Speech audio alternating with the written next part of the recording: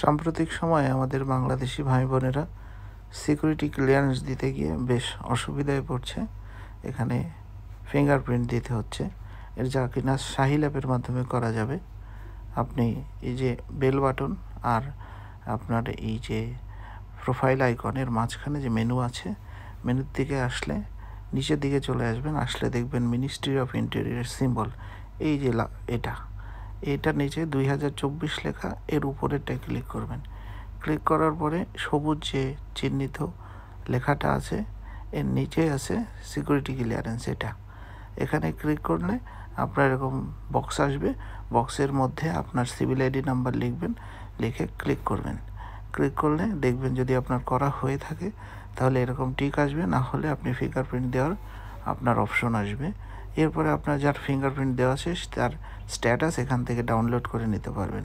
এভাবে যেমন আমার এটা ফিঙ্গারপ্রিন্ট দেওয়া আছে, আমি সার্টিফিকেটটা ডাউনলোড করে নিলাম।